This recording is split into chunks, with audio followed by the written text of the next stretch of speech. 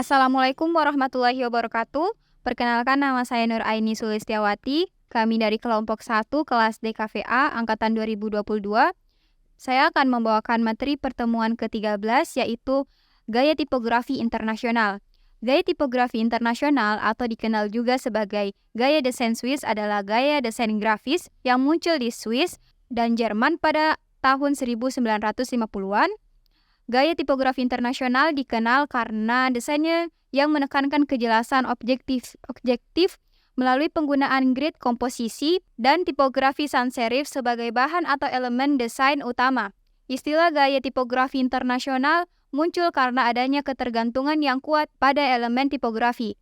Prinsip desain Swiss yaitu melalui komunikasi sederhana yang objektif, adapun tujuannya sebagai kejelasan, keteraturan, serta bahasa visual yang dipahami secara universal. Preferensi tipografi dari gaya desain Swiss yaitu menggunakan sans serif rata kiri dengan tepi kanan bergerigi. Ciri-ciri gaya desain Swiss antara lain yang pertama, mengatur elemen desain secara asimetris pada kisi yang dibangun secara matematis untuk menciptakan kesatuan visual dalam komposisi. Kemudian yang kedua yaitu menyajikan informasi visual dan tekstual dengan jelas menggunakan fotografi dan ilustrasi. Kemudian yang ketiga itu menggunakan tipografi sans serif, diatur rata kiri, rata kanan tidak rata. Kemudian Ernest Keller, Theo Balmer, dan Max Bill adalah pelopor gaya tipografi internasional. Sebagian besar karyanya menampilkan tipografi sebagai elemen desain utama, tidak hanya digunakan dalam teks yang kemudian menjadi asal mula dari nama gaya desain ini. Kombinasi tipografi dan fotografi digunakan sebagai metode komunikasi visual. Saya Syafika Nur Fadia, kami dari kelompok 1, kelas DKVA, Angkatan 22 akan melanjutkan materi yang dibawakan oleh Nur yang berjudul Gaya Tipografi Internasional. Berikut ini hasil karya tokoh dengan gaya tipografi internasional.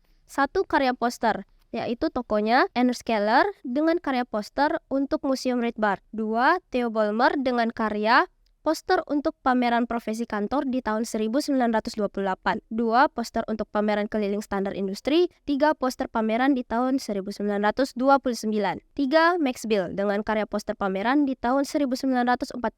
4. Armin Hoffman dengan karya poster untuk produksi teater Basel di Giselle di tahun 1959. 5. Joseph Muller Brockman dengan karya poster kesadaran masyarakat di tahun 1960.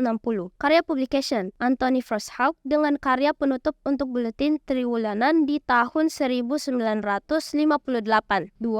Anton Stankowski dengan karya desain merek dagang untuk kota Berlin. Karya tipografi Adrian Frutiger dengan karya desain Universe, Keluarga Font 21 tipografi sans serif. 2. Hermann Zedtfi dengan karya rancangan huruf Palatino, huruf Z Chancery, huruf Optima, dan Zepfino. 3. Edward Huffman dan Max Midinger yang merancang huruf Helvetica. Karya logo 1. Armin Hoffman dengan karya logotype untuk Pacific Theater 1954. Sekian materi dari saya. Wassalamualaikum warahmatullahi wabarakatuh. Assalamualaikum warahmatullahi wabarakatuh. Perkenalkan, nama saya Al-Munawarah.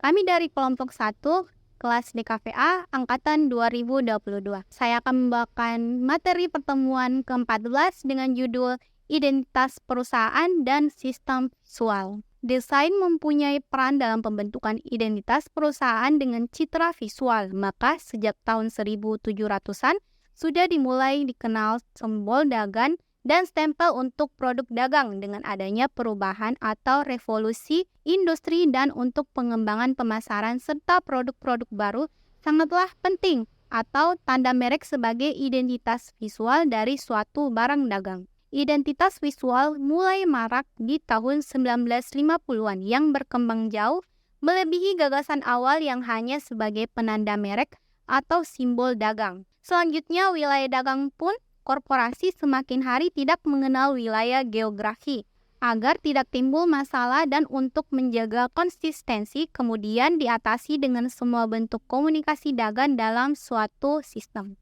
Rancangan identitas korporat yang pertama kali dilakukan oleh SIBA atau Society for Chemical Industry in Basel. Subjek utamanya adalah konsistensi dalam visualisasi kemasan, stationery, penandaan, grafis pada materi visualisasi kendaraan dengan dua sasaran utama menginformasikan produk terbaru dan membangun reputasi korporat. Di ujung abad ke-20, identitas visual mendapat peran yang semakin penting di era informasi, khususnya pada ajang internasional seperti ajang olahraga, identitas negara, dan pemerintahan dan korporat multinasional yang sangat membutuhkan sistem informasi yang menyampaikan identitas secara konsisten melalui desain grafis. Untuk menjawab tuntunan ini, sebuah program desain dengan pendekatan yang spesifik pada identitas dan sistem visual menjadi sesuatu hal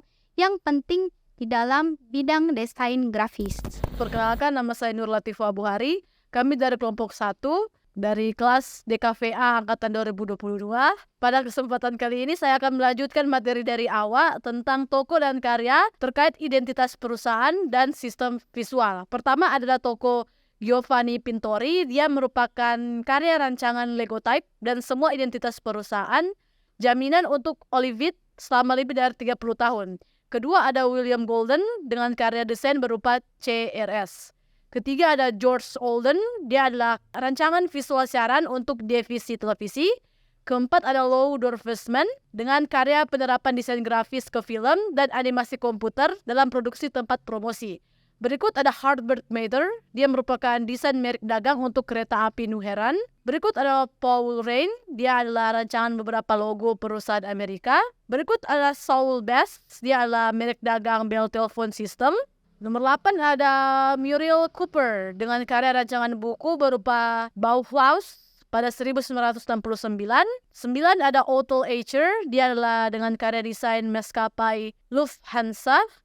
10 ada Massimo Vignelli dengan karya rancangan sistem identitas Amerika Airlines.